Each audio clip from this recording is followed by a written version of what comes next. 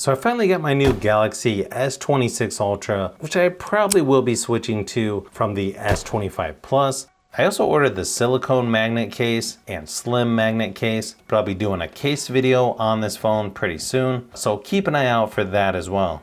I paid for this myself, but I'm trading in my S25 Ultra, so that definitely helps with not having to pay full price. I thought I would try white this time.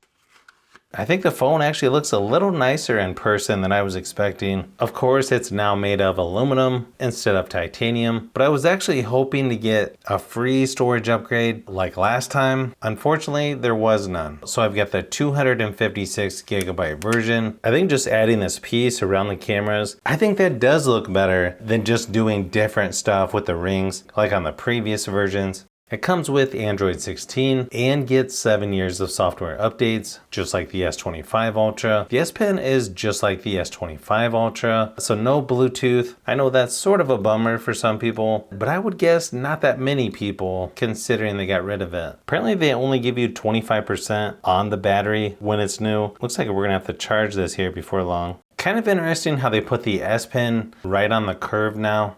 So the S Pen only sort of goes in one way now. I feel like you're gonna have to be a little more careful on how you put that back in there, but I don't know, maybe I'll get used to it. The screen is actually pretty similar to the S25 Ultra. As far as it's a 6.9 inch dynamic LTPO AMOLED 2X display at 120 Hz refresh rate, up to 2600 in its peak brightness, and it's still the same 1440 by 3120 resolution, although now it has the privacy display, which should be interesting. Not sure how much I'll be using that, but I'll definitely have to check it out. It's probably hard to tell from the video, but I actually feel like the new S26 Ultra looks a little bit better than the S25 Ultra, mainly because I'm not really that big of a fan of how they did the camera lens, like covers on that one. You'll also notice the new one's just a little bit more curved there on the corners, just pretty small differences here and there. You can see how close the silver and white colors are.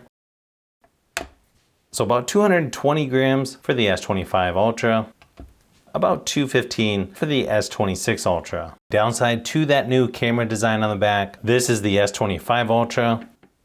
It rocks back and forth a little bit, but you can see this one rocks a lot more. I probably do like the wallpaper a little bit better on the S25 Ultra, but obviously that can be changed. Of course, you have face unlock, fingerprint, pin, password, and pattern. Of course, you have light and dark mode. Notifications are separate from the quick settings panel. I think you can almost bet most people are going to be trying out this privacy display first thing once you get this phone booted up. And yeah, I've got to try this out. It sort of has a little bit of dimming as you go left and right, but you can see it's a lot more once you turn it on. And once you go maximum, it's completely black. Kind of crazy how that works. You can also customize it for PIN, pattern, and password, and notification pop-ups, or certain apps to use as well. Pretty similar design for the S Pen as the S25 Ultra. You've got Creative Studio, AI Select, Create Note, Screen Write. You can also add pretty much any other app that you want as a shortcut on there as well. I'll be curious to see how much I use the S Pen this time. I know with the S25 Ultra, I probably used it more at the beginning. You still have Google Discover or Samsung News left of the home screen. You can see it's a little bit different design now, since this is One UI 8.5. You can also now touch and hold the edge panel to use AI Select. You can also change that in the edge panel settings. And yeah, you can see it's a little bit different design just when editing the options there as well. I feel like this is most of the typical stuff you see on Samsung phones, with a handful of apps from Google, Microsoft, of course Samsung, and then you still have some of those extras like Facebook, Netflix. They also put Perplexity on here, Spotify, but it looks like you can uninstall most of these. It looks like they also changed how you edit the panel settings.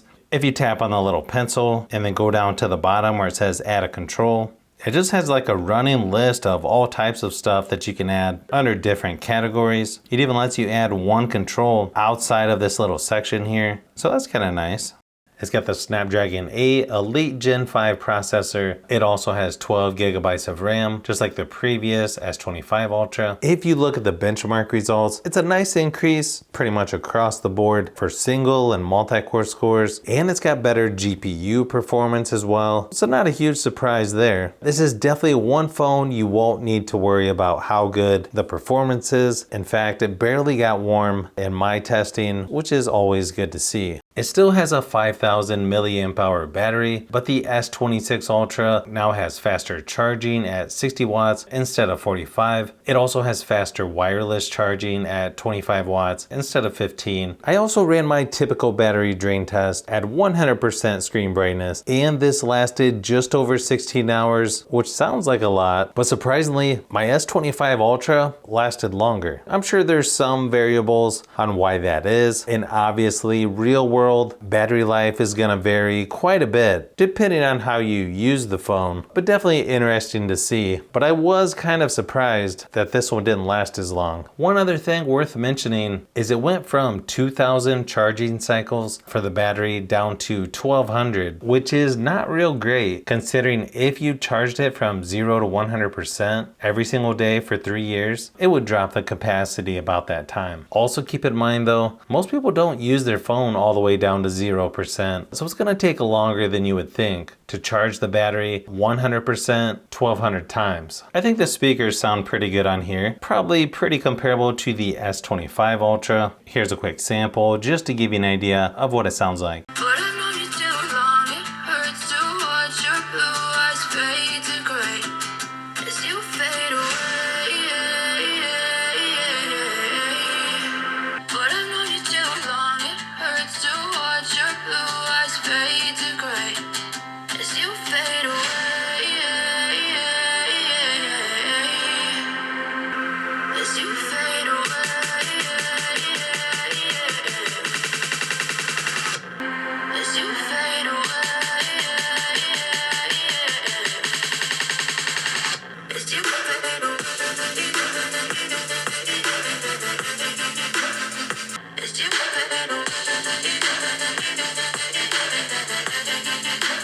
The cameras on here are pretty similar spec-wise to the S25 Ultra, although now it has a lower f-stop of 1.4, so it should let more light in to dark areas when taking photos, but we'll have to see once we test this out some more. In the camera app, you've got portrait, photo, video. You can shoot up to 8K resolution for video recording. Under more, you've got expert RAW, pro video, food, panorama, slow motion, hyperlapse, and portrait video. You can see just how many different presets there are for zooming in.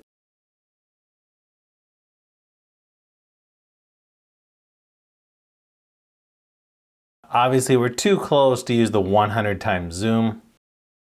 Actually looks pretty nice once you zoom in. Here's a few quick samples just to give you an idea of what to expect from the new S26 Ultra.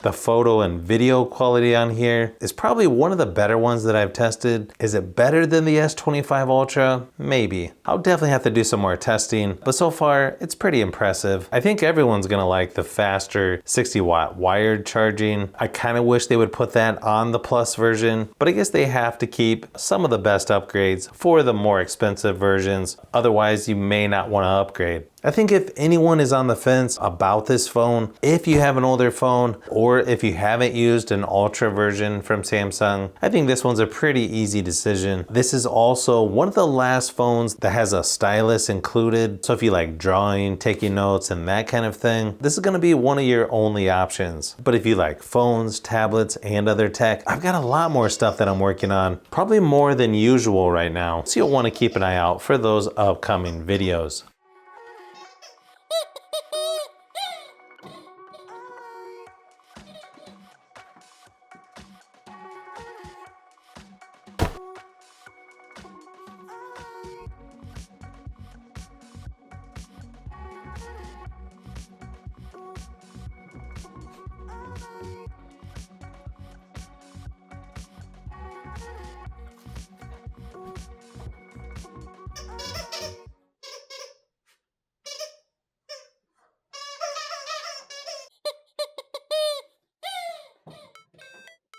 So if you've made it this far into the video, you may want to say thanks by subscribing, and don't forget to give a thumbs up if this video was helpful. This is Brian from Fishbee Productions. Thanks for watching, and I'll see you on the next one.